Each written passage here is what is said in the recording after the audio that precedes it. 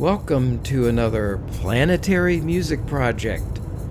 I'm Jefferson Glassie, Chief Spiritual Dude of the Planetary Gig Society, and we are heading north, up to New York State to visit an amazing singer and musician, Theresa Bear Fox. Theresa lives in the Akwesasne region of the Mohawk Nation, and we are enjoying the beautiful scenery, the rivers, the streams, the lakes, the trees. It's so wonderful up here, and we are excited because this is sort of a multi-layered effort for this Planetary Music Project. It's windy up here too, by the way. So, you see, my friend Sandro Shankara from Brazil, he's a music shaman. I met him in India. He took me to the Amazon rainforest to meet indigenous tribes. He told me he wanted to come to the United States, so we arranged that. He also said he had an affinity for the Mohawks. So while we began our trip in Washington, D.C., here are Sandro and me at the U.S. Capitol, and we continued north to the Big Apple, New York City. Here we are at the Statue of Liberty. Such an amazing time. We saw so many great sights, and it was an amazing trip in part also because my wife Julie was able to come, and we had a fabulous trip with Sandro. You never quite knew what to expect. He really is a spiritual, musical person.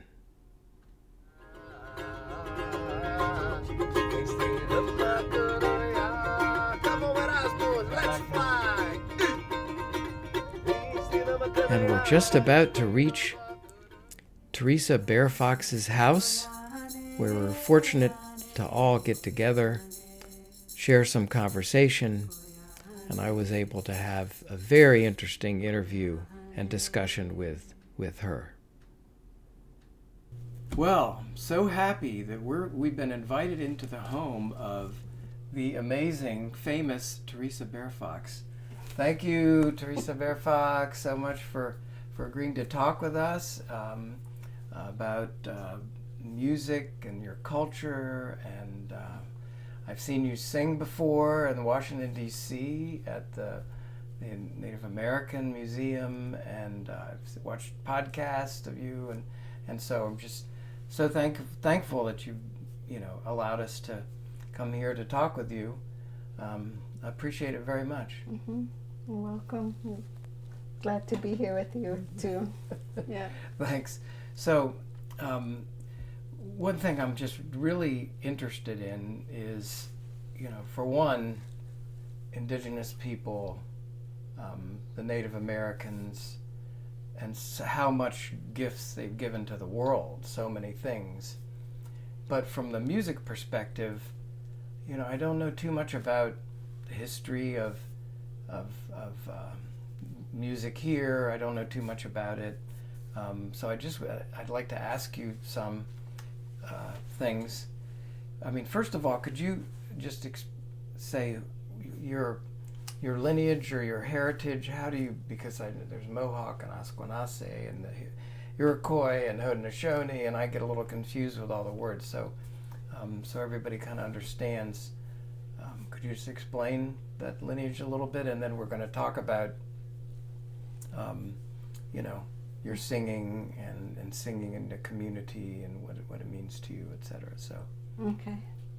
Yeah. I am Ganyak people of the Flint, Mm-hmm. but everyone knows us more as Mohawk in English, Mm-hmm. but in Mohawk we're called Ganyak. Mm-hmm. Yeah, and we're part of the Haudenosaunee, the Iroquois Confederacy. Mm-hmm. Yeah, and the Akwesasne is Akwesasne. Akwesasne Akwesasne is where I lived my whole life.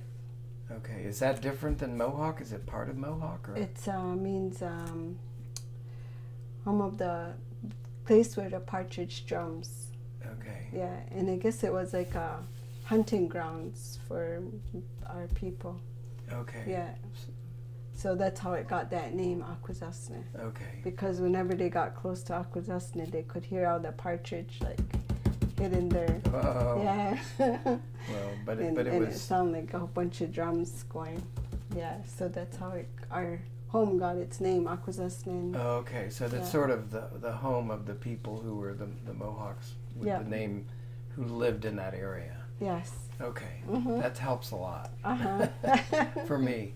Yeah. And so was, music growing up, was it, your family talked about music from before, or what is how would you explain music in your life and how you came to be a singer, but focusing on the cultural aspects of it?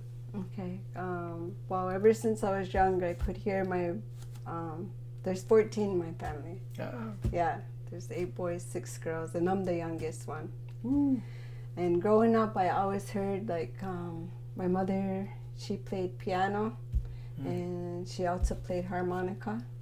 She loved music, and especially fiddle music. Whenever she heard fiddle, like Don, I think his name was Don Messner or something like that. Whenever she heard him on the radio playing fiddle, she would just drop her apron, take her apron off and just start jigging right there in the kitchen. She just loved his music. Yeah, so there was always music around me, and I would always hear my brothers. 2 of my brothers, they were more traditional. They would sing on the drum and the rattles. So I grew up with that too. Hearing them singing, and I would learn the songs from them. And they were the songs of the traditional. Would that drum. be of the Mohawk? Yes. Basically, okay. Yeah, traditional. These are our traditional instruments here. Yes. Water drum. A water drum. Yeah. How does that work? You have to be in the water when you do. Oh no! Kidding. I'm just. They put water inside. Right here, there's put water in there. Yeah. You take the spout off, water goes in there, you tip it upside down, it makes the leather wet. Oh. And then it's hollowed out inside. So it makes a different sound with the water. Actually, it's supposed to be a higher pitch, but I'm not strong enough to put my rim back on and put the leather down really tightly. Because the tighter the leather, the better the sound and the higher the pitch. But this is a traditional instrument of the Haudenosaunee. Yeah. Yes. It's called a water drum, or gunut joey in Mohawk. That's what we call it. And then these are our rattles. It's a cow horn rattle. Cow horn rattle? Yeah. I never would have guessed that. They use a cow horn or a buffalo horn. They clean it out inside. It's about that size. They're pretty much that size or smaller. Clean it out, and then they use either hard seeds, put it inside, or beads, or now modernized, it's little BBs. Yeah. And they put the wood on top and the bottom handle through. And then there's usually a little peg that goes at the top, and it will hold this down. Yeah, and then, so that's how you get that sound with the rattle. Yeah. And your brothers would play the traditional songs. Yeah. And how did they, and when did they use those songs? What was for ceremonies or for sacred things, or just fun, or all of that, for fun, and I would always hear them singing different songs, and they went to the longhouse and they would sing and learn the songs there. Yeah. At the longhouse. Because that's where we have our ceremonies and our ceremonies and our dances, our socials.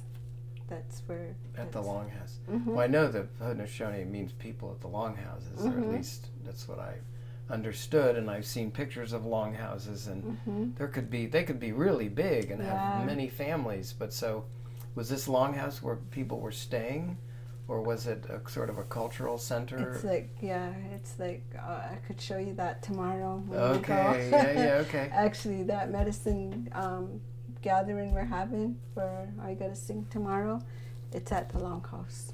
Oh. So you will see our longhouse. Wow, okay, that would be great. But that's one of the things that defined your culture. The people is the longhouses. Yep.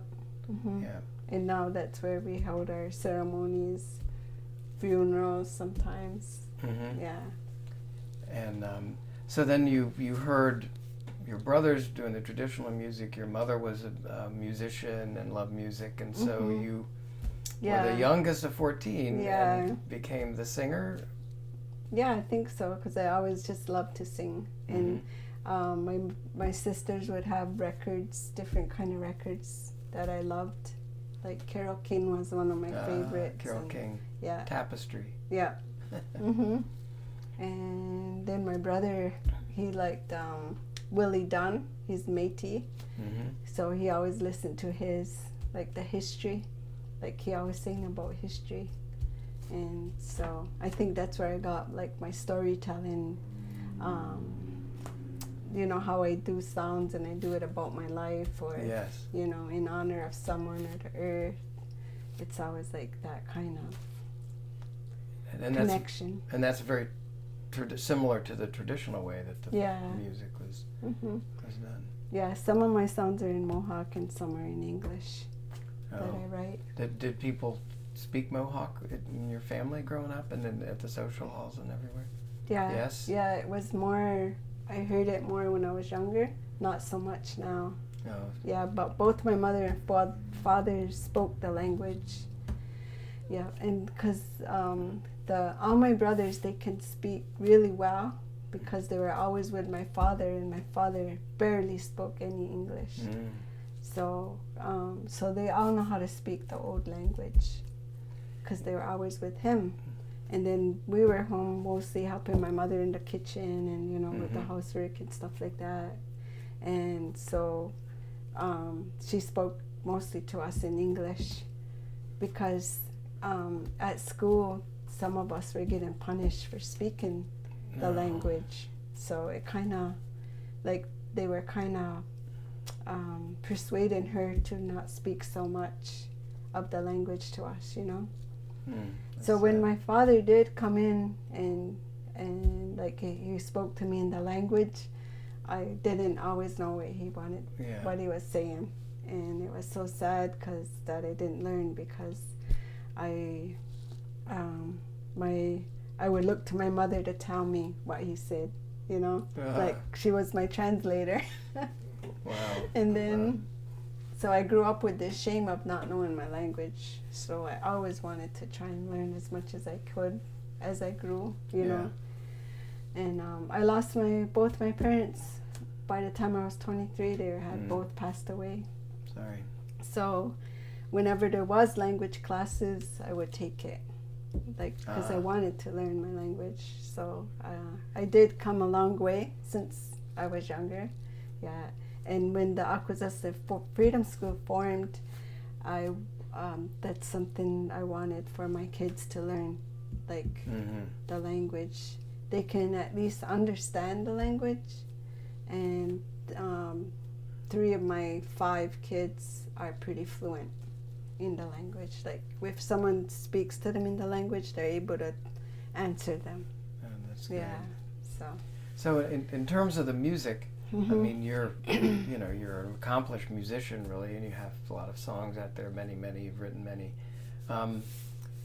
What is your just overall perspective of, you know, the traditional music, what it means in the families, in the culture, in your social, and people aren't doing that music so much now, maybe, except for ceremonies.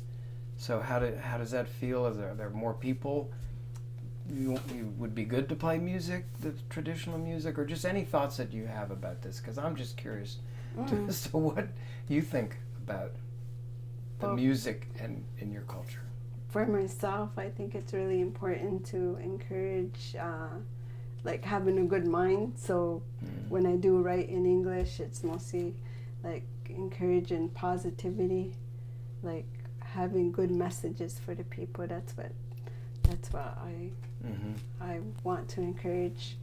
And with the language, I try and do like nursery rhymes or sounds in the language that will help hang on to the words for all the trees. Like right now, I really want to make a song with the trees, honoring the trees, and then naming all the trees, the different types of trees, what they do.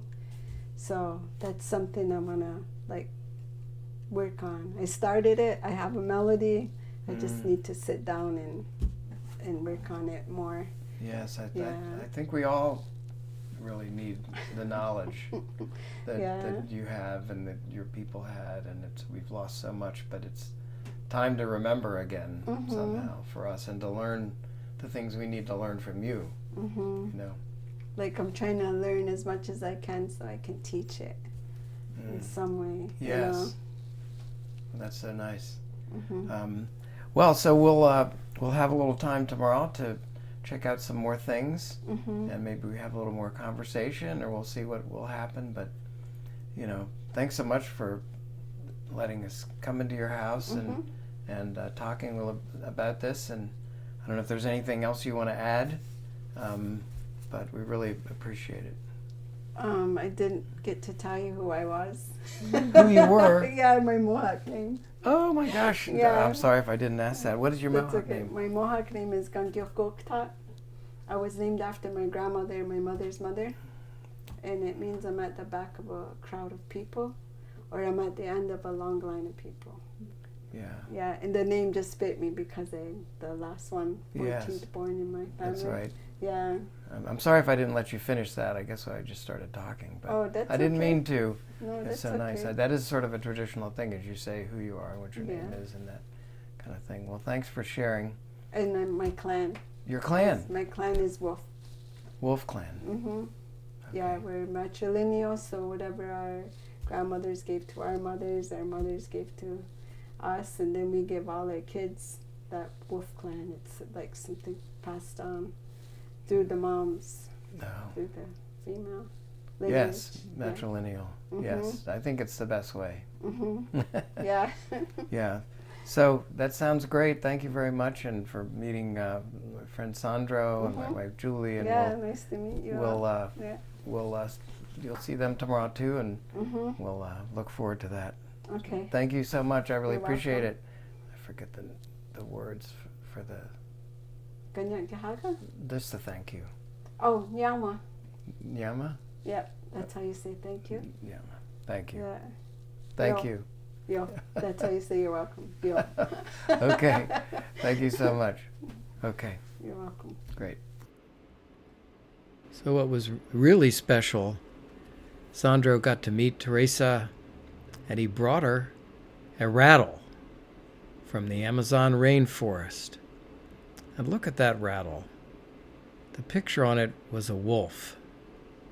I mean, look closely. That's so amazing that Theresa was Wolf Clan and Sandro brought a wolf rattle. We had such a wonderful time with Theresa Bear Fox. The next day, we were even able to go to the Longhouse and see some of the dancing, but we did not video any of it to maintain the privacy of the people. But what Theresa Bear Fox was very proud of knows the language so well was the school. Oh, wow. It's all just immersion, Mohawk immersion. Yeah. So they're immersed in the language. Oh, that's fantastic. Ever since they have a language nest, so they can start, like, I think 18 months. So here we are at the Akwesasne Freedom School. Theresa showed us around. It was so nice, and really is wonderful that they're able to teach the youngsters the language in an immersion situation. And all over here we have pre-K through grade 4, I believe, and then the higher building over there is 5, 6, 7, 8. Like they can stay as long as they want, but it's all the subjects are taught in Mohawk. We're trying to hang on to our language. So I'm very grateful. All my 5 kids came here. They understand the language at least, and I have 3 out of my 5 that can speak. So I'm very grateful to the teachers and the staff that help raise my kids with me. It's like a family here. Thank you. We got to look around at the school, and it was very wonderful to see what is being done in this beautiful area to maintain the culture, the singing, the language, and we were just so fortunate to be with Theresa Bear Fox, who also took us out to the new site, the site of the new school that's being built. This is the site for the new school, the Akwesasne Freedom School, the Mohawk Nation in Akwesasne. Our kids are fully immersed in the Mohawk language, and the school they're at now, we're trying to raise money to finish this one so they can all move into this new building. It's a beautiful building out here. It's going to be wonderful. This nice vista, and that's where the children are going to play. Yeah, and they're going to make a walking trail all the way around, like the edge for the kids too. A lot of teachings are done outside. A lot of teachings are done outside. Yeah, they even have gardens, and they learn how to take and store food. Wow, that's important. And also music. Yes. Yeah, they have music sing a at lot. these schools. That's a great. Yeah. Okay, so beautiful. Thank you. Finally, Theresa took us to the beautiful lake where she grew up. Oh my, it was so lovely. I felt like a moment in time. It was still windy. She told us a few stories.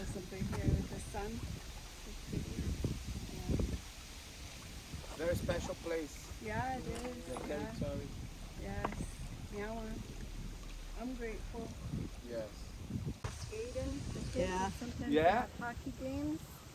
They'll set up lights, but they'll hook it like extension and they'll make lights. Wow. They have a hockey game.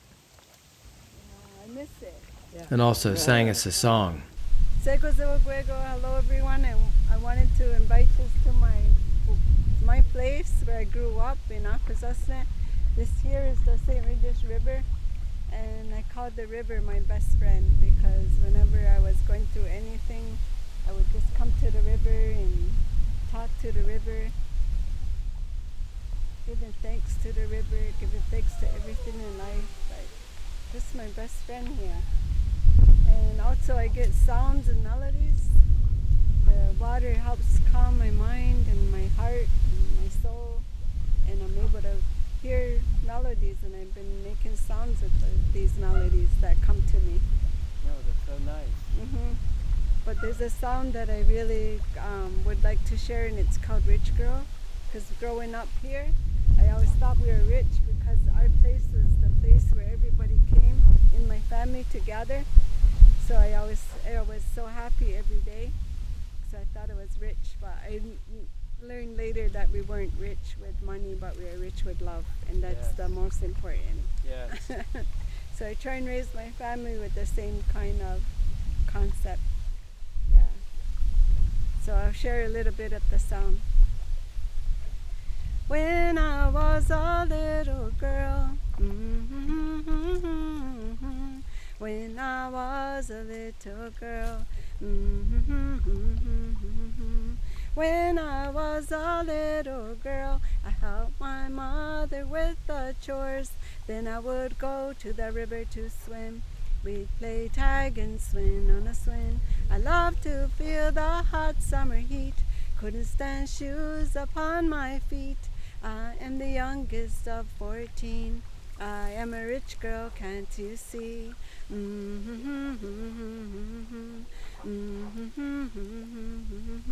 My father was a farmer, hard working. He worked all day till the evening. His hands were calloused and full of strength. He didn't speak very much English. He was a well-respected man, knew his medicines and was very clean. He took care of his family. I am a rich girl, can't you see? My mother was the kindest you could meet. Her eyes, they sparkled and her smile so sweet. She loved babies, held them to her cheek. She made everyone feel unique. She was known for her butter and cream. So throughout our community, she made sure we had extra money. I am a rich girl, can't you see?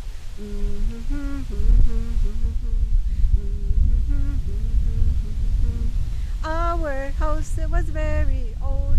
In the winter it was so cold. Wood-filled wood stove for our heat. Bundled in blankets we would sleep. People thought that we were poor because of the holes upon our floor. But I'm a rich girl, can't you see? So much love in our family. Now I have a family of my own. I try my best to guide them as they grow. Try my best to keep them from harm. Tell them stories about the farm.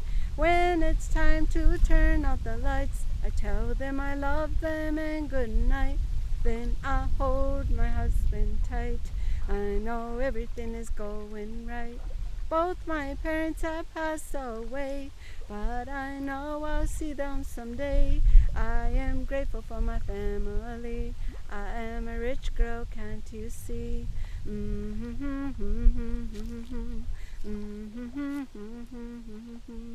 I am grateful for my family.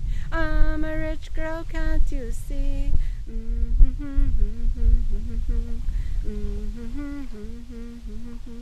So much love in our family.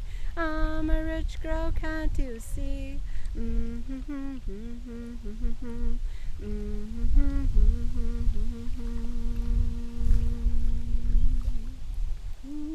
Thank you, Theresa Bear Fox, so much. You're Beautiful welcome. place. Yeah, I'm Thank going. you. Thank you.